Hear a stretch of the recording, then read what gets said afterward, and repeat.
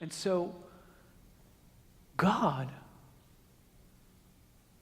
in order to wake them up from their slumber, had to bring in the plagues. They were so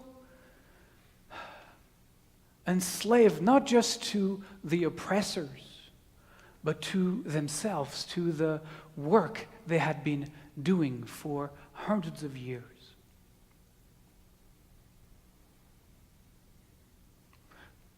Caught in the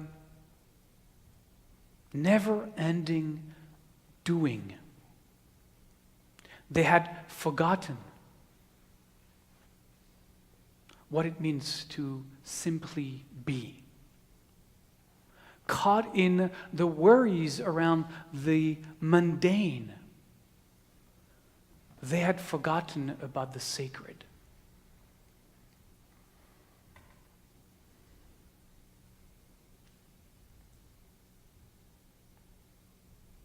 Busy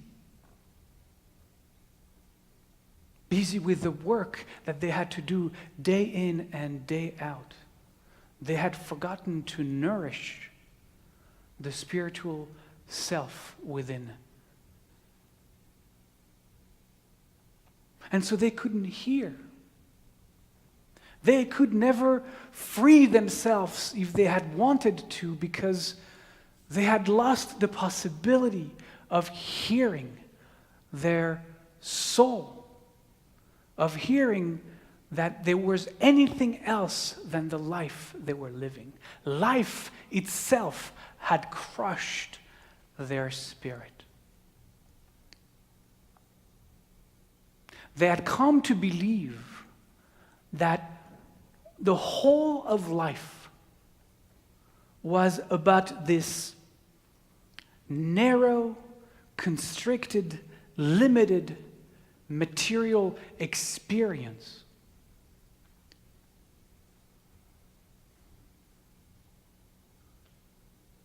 And that there was nothing more to being a human being. They couldn't hear the voice of Moses because they had been doing this for 400 years. They didn't even know they were slaves anymore.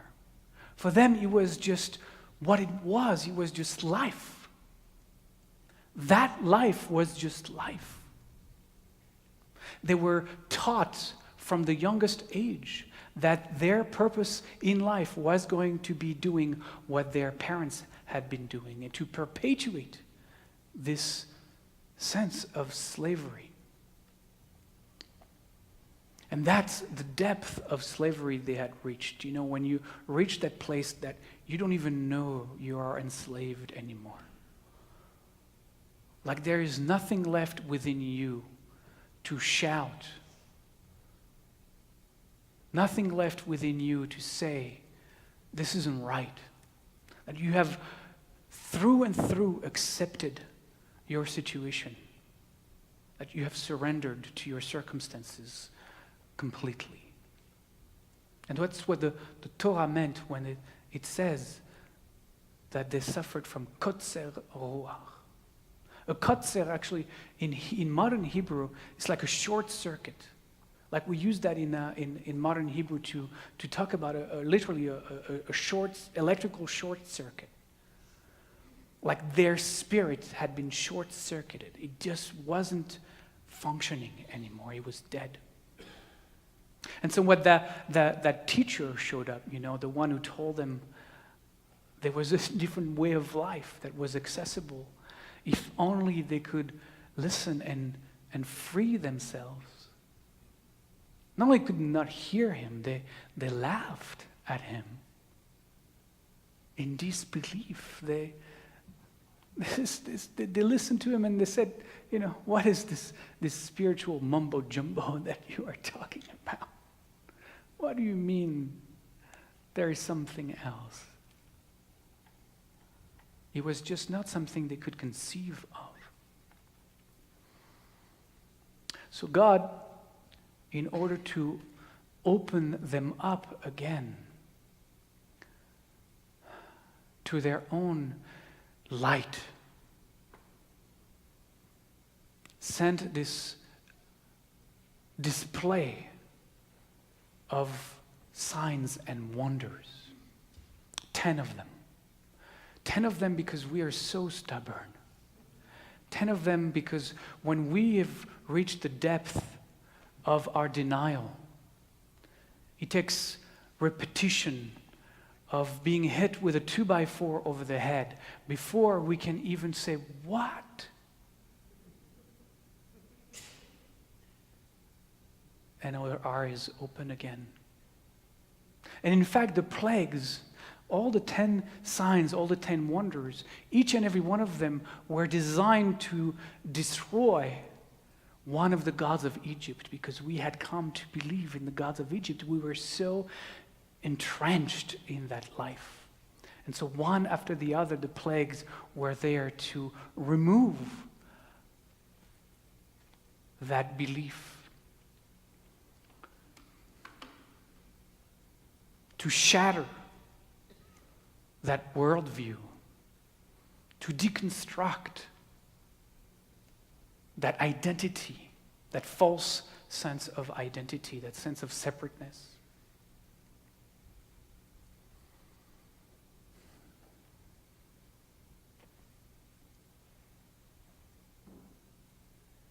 It was there to help them awaken again to the miracle, to the wonder,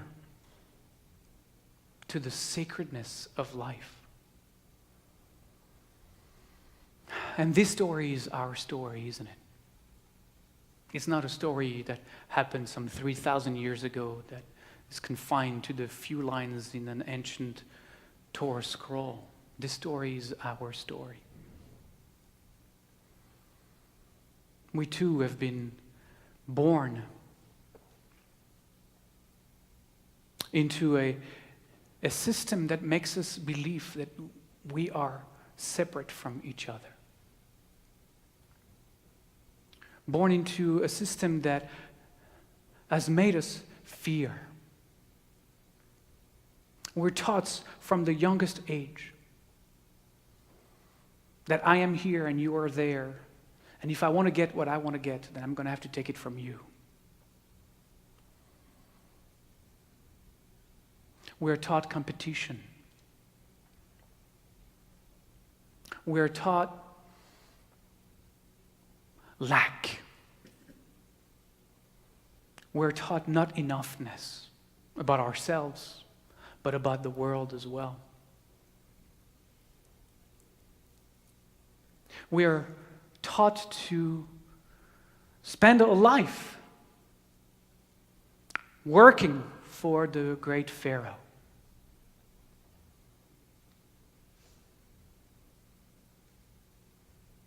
Collapse into a system that tells us that the measure of success is how well we perform within the economic system of Egypt.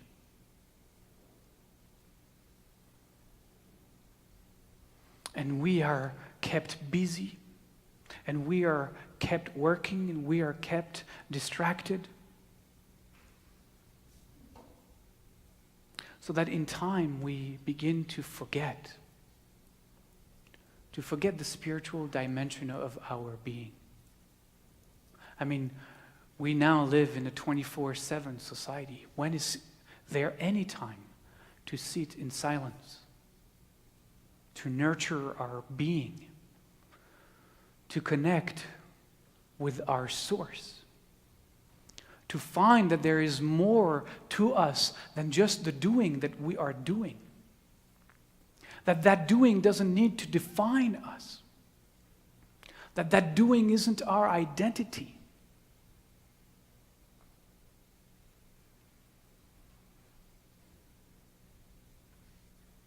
And I don't know if perhaps we too need some plagues. What we need is to be able to open our eyes again, perhaps, to the wonders, the signs and wonders that the divine places right before our eyes in every moment. That this reality is more than just a collection of its. This reality is more than a collection of material possessions. That there is a soul underneath it all. That there is the soul that nourishes it all, that births it all. That there is a consciousness, an awareness that permeates through and through every aspect of this creation. That consciousness, that awareness out of which all of this is born.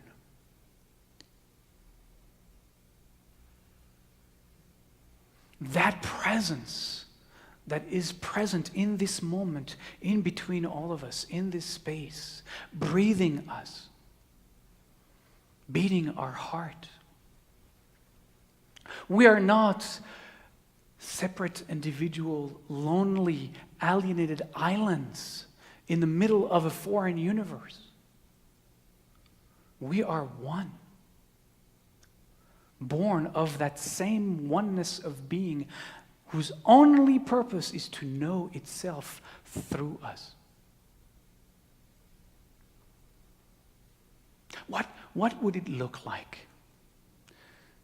You know, if for a moment we believe the teacher, instead of saying gobbledygook, mumbo jumbo, what if for a moment we said yes? What if for a moment we were given the possibility of looking from a different perspective? From knowing that we are spiritual beings having a human experience. What would it look like if we realized for a moment, if you realized for a moment that you are not having this experience right now? God is.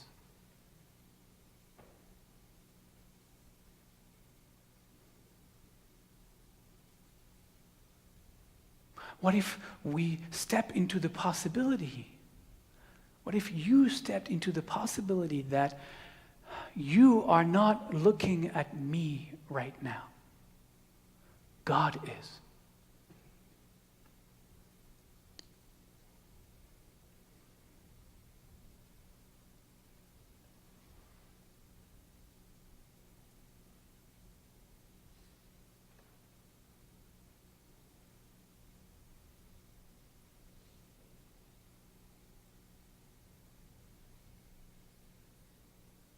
What if we could step into the possibility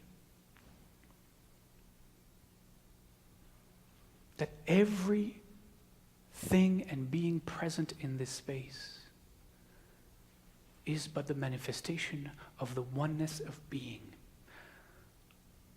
Right now. Right now.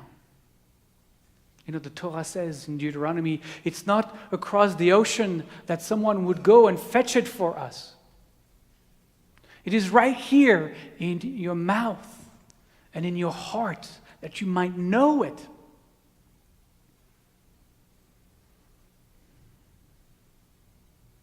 What if we could, for just the hell of it, see the sacredness, the holiness of every moment, of every being that we meet, of every encounter, of every experience, deeply, deeply sacred, of this land on which we walk, of the food that nourishes us.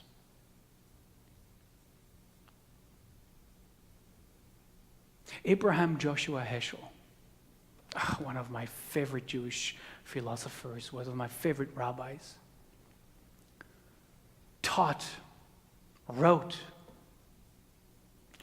that the beginning of the path to towards awakening, that the beginning of the path on our journey towards God, which is a journey towards ourselves, starts with awe. Starts with the practice of awe.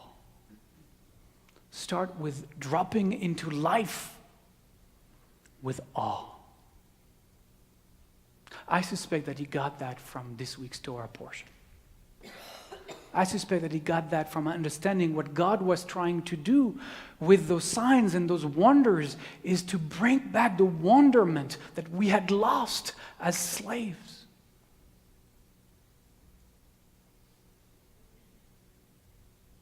And he wrote that quote. I was holding my paper because I have written the quote that he wrote, one of my favorite quotes of all times.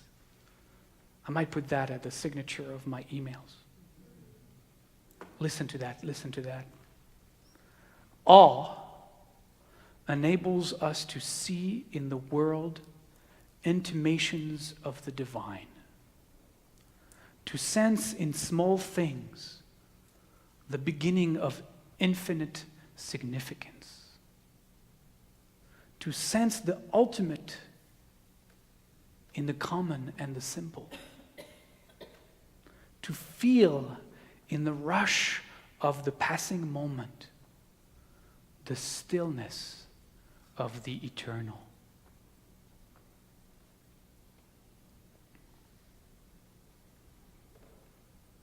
We need to reclaim the sacredness.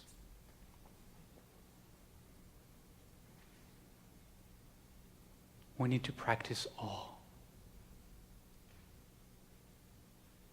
May our past lead us to find less and less certainty in our lives, that we might open up to the mystery of it all. May our journey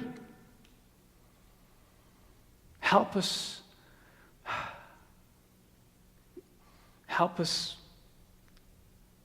learn to become less and less entangled with the finite, that we might open up to the infinite. And let us start on this journey right now.